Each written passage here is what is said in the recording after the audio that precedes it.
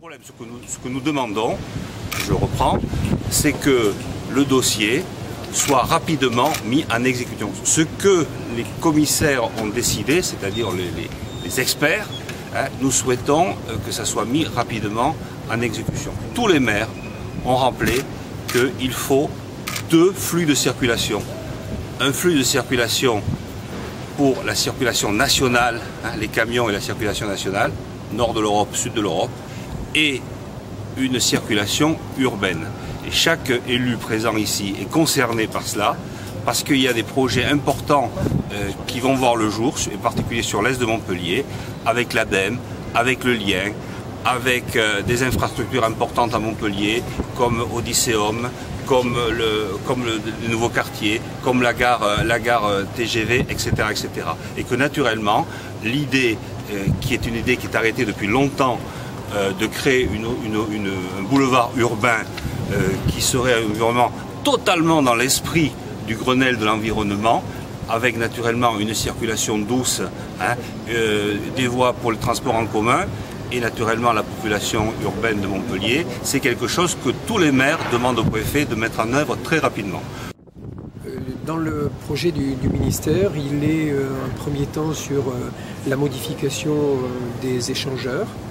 et la capacité à aller recevoir un flux plus important, et puis voir si ça fonctionne, attendre 3 mois ou 6 mois et ensuite déclarer si ça ne fonctionne pas que le projet va se faire. Nous ne sommes pas sur cette ligne, nous pensons qu'il y a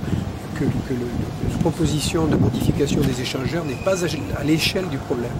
Il convient de modifier certes les échangeurs, mais surtout d'isoler le trafic de desserte locale avec le trafic de flux international, notamment en raison de sa dangerosité et de la fréquence des camions sur cette autoroute A9 qui un jour créeront il y en a d'ailleurs eu il y a quelques temps,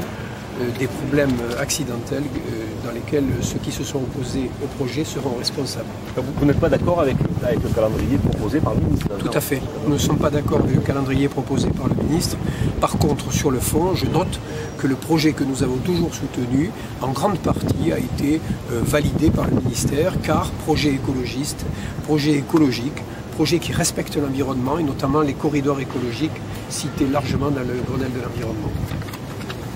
L'intérêt de la réunion, il est aussi permis de constater qu'une très large majorité d'élus constataient que l'alternative portée par un nombre très réduit, 3 élus du secteur, avait été écartée par le gouvernement. L'élargissement, on n'en parle pas. De même, nous avons été amenés à faire état de notre scepticisme, notre inquiétude quant au fait d'attendre 6 mois de plus pour réfléchir à l'utilité des aménagements, des sorties et entrées actuelles de l'autoroute. Il est évident que ces sorties et ces entrées, quelle que soit la solution, elles sont nécessaires, mais elles seront efficaces, mais elles ne sont pas du tout à la dimension des enjeux à résoudre pour l'avenir. Troisième point, donc, ce qui a été largement évoqué par l'ensemble des élus ici de manière très solidaire, c'est le fait que le déplacement de l'autoroute, la création de la 9 bis, devait intégrer l'ensemble du bassin économique de l'Est qui, comme l'ont dit certains collègues, a le sentiment qu'il est oublié aujourd'hui par le tronçon de 12 km, également à l'Ouest, avec l'arrivée de la 112, du LICOM et du contournement Ouest qui n'est pas encore financé par l'État, et ensuite l'intérêt majeur qu'il y a aussi en position centrale à créer un échangeur supplémentaire qui est celui d'Odysseum, avec le lien très étroit qu'il aura avec la future gare TGV, dont hier nous étions en réunion avec les représentants de l'État, de la SNCF, de la ville, de la RFF et de l'agglomération de Montpellier. On ne peut pas occulter ce grand intérêt général, ce grand aménagement de territoire. Il en va des décennies à venir, il faut absolument qu'on positionne cet équipement qui, je le précise, va de Lunel avec l'accord des élus du Lunellois jusqu'à quasiment au Sétois. C'est fondamental pour ce département, pour cette région et pour ce grand bassin.